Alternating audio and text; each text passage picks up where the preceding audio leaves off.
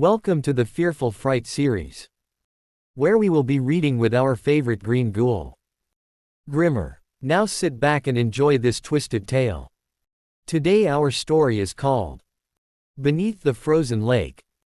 The first time Evelyn heard the footsteps again, she thought grief had finally broken her mind. It was 6:14 in the morning. The sound came softly from upstairs, small feet padding across the hallway floorboards, followed by the creak of a bedroom door. Evelyn froze in the kitchen, the coffee mug trembling in her hands. Then came the sound she knew better than her own heartbeat. Her son humming. A low, lazy tune Caleb always made when he got dressed for school.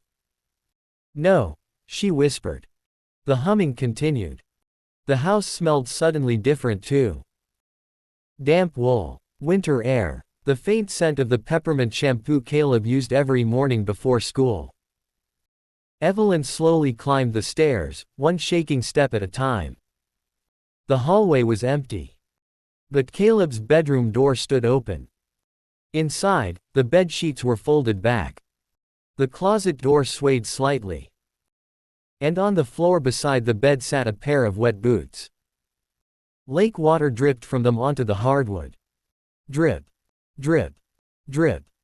Evelyn stumbled backward, choking on a scream. Because Caleb had been dead for 3 months. 3 months since the ice broke beneath him on Blackwater Lake. 3 months since divers pulled his little body from beneath the frozen water. 3 months since Evelyn watched them zip her 10-year-old son into a black bag while snow fell silently around them. The whole town of Ashridge remembered that day. Especially because Caleb had not been alone on the lake.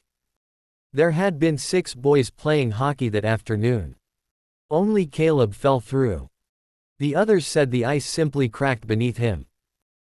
But one of the boys, Tyler Madsen, kept repeating the same thing over and over while shivering in his hospital blanket. Something grabbed him. Adults dismissed it as trauma. Kids didn't. Kids whispered different stories. They said Caleb never really left the lake. They said if you stood near the frozen shoreline after dark, you could hear hockey pucks bouncing across the ice when nobody was there. Some kids even claimed they saw a boy standing out on the lake at night holding a hockey stick. Waiting.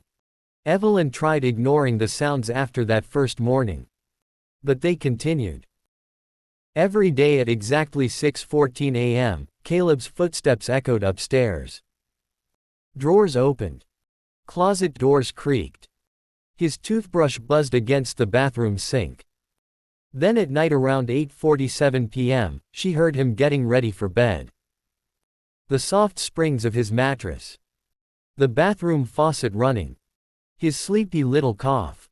Sometimes she even heard him whisper, "Night, Mom." Evelyn stopped sleeping. Dark circles swallowed her eyes.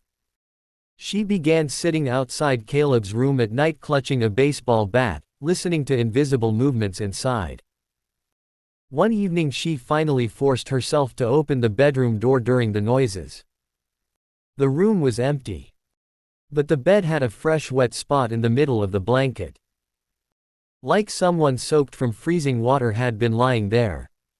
And written across the fogged bedroom window were 4 words. "Come play on the lake." Evelyn nearly moved away after that. But she couldn't. Ashridge was all she had left. Her husband Marcus had left weeks after Caleb's funeral. He couldn't stand the silence of the house anymore. Or maybe he couldn't stand Evelyn. Truthfully, she blamed herself too. She was the one who let Caleb go to the lake that day. The winter deepened. Snow swallowed the streets. Blackwater Lake froze thicker than ever. And then the second child died. 11-year-old Noah Givens. He disappeared after school. Search parties found his body the next morning beneath the ice near the center of the lake. The exact same way Caleb died. The town panicked. Parents forbade their kids from going near Blackwater Lake. Police blamed unsafe ice conditions. But the children whispered something worse. Noah's little sister told officers she saw Noah talking to another boy before he left for the lake. A pale boy wearing an old red hockey jacket. The same jacket Caleb wore the day he died. After Noah's funeral, Evelyn started noticing things around town. People staring at her. Whispering. Stopping conversations when she walked by. Then one night there was a note taped to her front door. "Your son is taking them." She burned the note in the sink. But deep down, terror rooted itself inside her. Because part of her believed it. That night, the sounds upstairs became louder than ever. Cabinet doors slammed. Footsteps thundered through the hallway. Then came the sound of a hockey puck bouncing repeatedly against the wall. Thunk. Thunk. Thunk. Evelyn finally screamed. "What do you want from me?" Silence swallowed the house. Then from upstairs came Caleb's voice. Clear as day. "Mom." Evelyn burst into tears. She ran upstairs toward the voice. Caleb's bedroom door slowly creaked open by itself. Inside stood a small figure facing the window. A boy in a red hockey jacket. Water pooled beneath his boots. "Caleb," Evelyn whispered. The figure slowly turned. At first it looked like her son. Then she saw the face. The skin was blue-gray and swollen. His lips were split apart from cold. Water streamed endlessly from his hair. But worst of all were the eyes. Black. Completely black. Caleb smiled. Crack. His neck twisted sharply sideways. "You let me drown," he whispered. Evelyn screamed and stumbled backward. The lights exploded. Darkness swallowed the hallway. Then suddenly she heard skating. Not outside. Inside the house. The sound of blades scraping across wood floors circled downstairs. Fast. Closer. Laughing echoed through the darkness. Children laughing. Dozens of them. Evelyn locked herself in her bedroom until sunrise.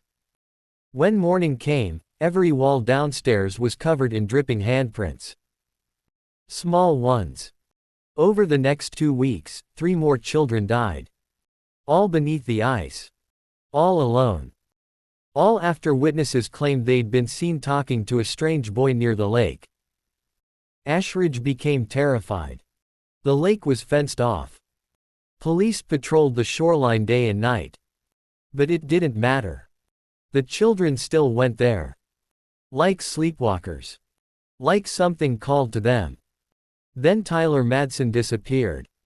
The same boy who claimed something grabbed Caleb months earlier. His parents woke during the night to find the front door hanging open. Wet footprints led through the snow toward Blackwater Lake. Tyler's body was never found. That same night Evelyn awoke to the sound of someone crying downstairs. A little boy crying. She followed the sound carefully into the kitchen.